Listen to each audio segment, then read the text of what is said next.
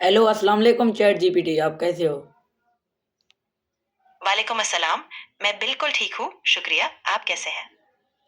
मैं ठीक हूँ, मुझे कुछ सवाल पूछने हैं आपसे। ज़रूर। आप बेझिझक अपने सवाल पूछिए। मैं पूरी कोशिश करूँगी कि सही और मददगार जवाब दे पाऊँ। ये जो हम बस में या कुछ और सवारी में कोई और सवारी में सफ़र करते हैं, ये छोटे बच्चों को या बड़ों को उल्टी क्यों आता है?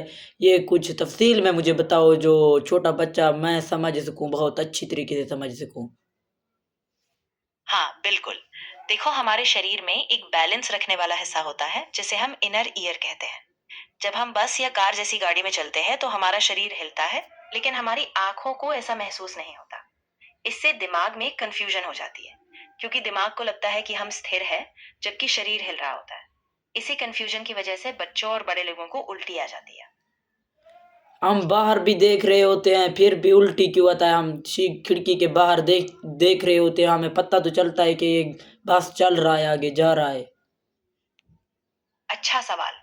देखो, आंखों से बाहर का नजारा देखने से हमें एक दिशा का अंदाजा तो जरूर मिल जाता है, लेकिन जो अंदर का संतुलन है वो अभी भी गड़बड़ा जाता है।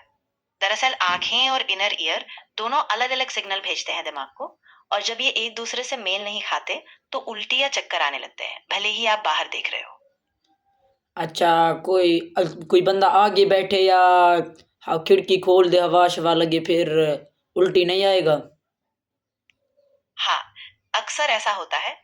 अगर आप आगे की सीट पर बैठे हैं तो आपको गाड़ी के मूवमेंट का ज्यादा अंदाजा होता है, और आप अपने शरीर को उसी हिसाब से एडजस्ट कर पाते हैं।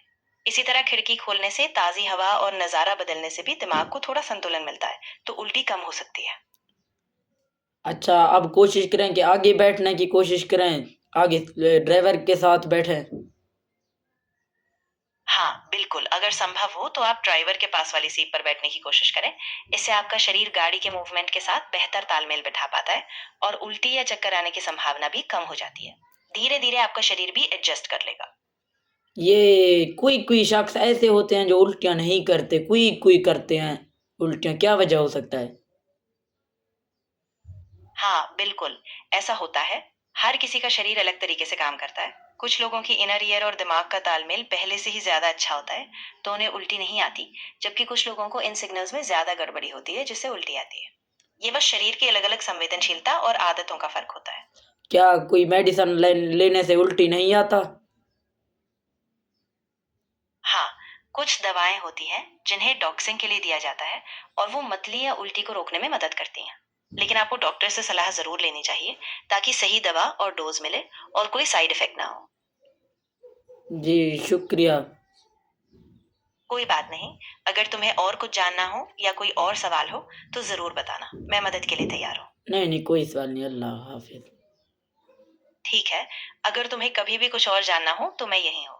अपना ख़्याल रखना, और जब भी ज़रूरत हो, वापस आना। ओके। ठीक है, बहुत बढ़िया।